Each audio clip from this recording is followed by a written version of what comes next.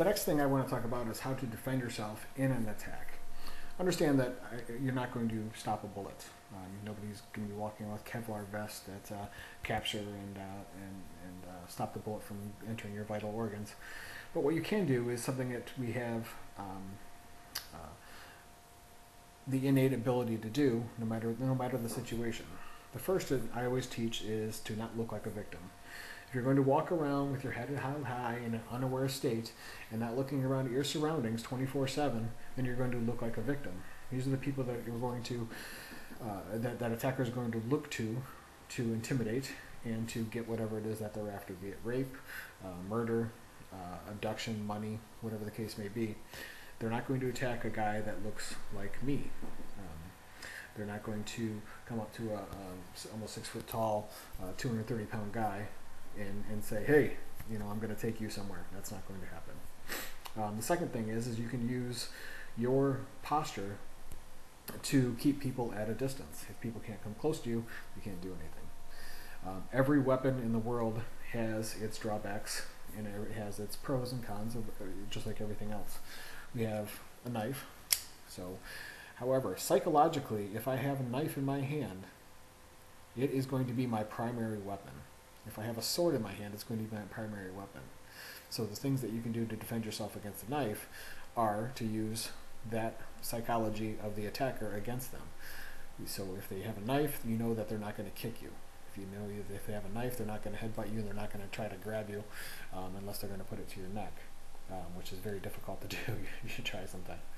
But we have to understand that this is a close distance knife. I can't kill anybody from 30 feet away with this thing, so that's the drawback of this weapon.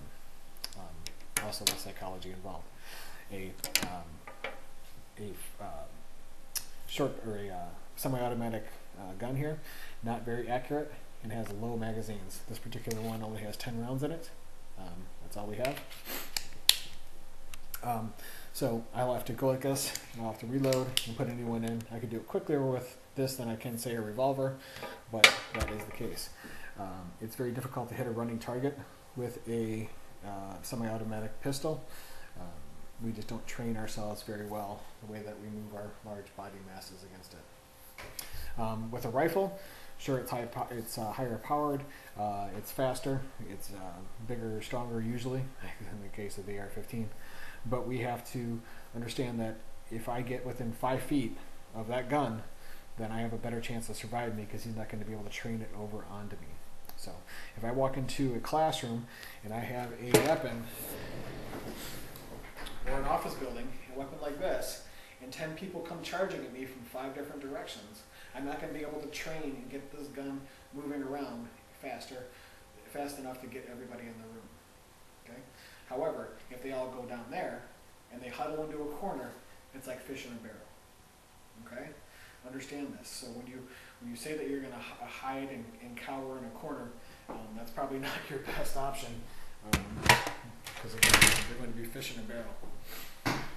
We have to understand, again, back that they don't have logic and reason. Their object is to kill everybody in the room, and they're going to do that. So your fight instinct, as opposed to your flight or your submit instincts, are not going to help you in the situation. The fight is the only thing that's going to be able to do it. So you attack so if you see somebody with a rifle and you attack them, he's probably going to hit a couple of you, but he's not going to get an accurate shot, and he's not going to be able to shoot all of you. Okay? Now, in the case of the little guys, attacking a big guy with a gun, it's probably not going to happen. But in the case of that Connecticut shooting, there was this little boy who grabbed his friends and ran out the door past him. He was smart enough to understand that he had to run to the gun to get away from the gun. Okay, so that was one of the situations. And and with a pistol, if you're in close, I can shoot like this. But again, use that against them as well by scattering and running and trying to come at him at different directions. Okay. Same thing with a knife, belt, or anything else that we can use as a weapon. Thank you.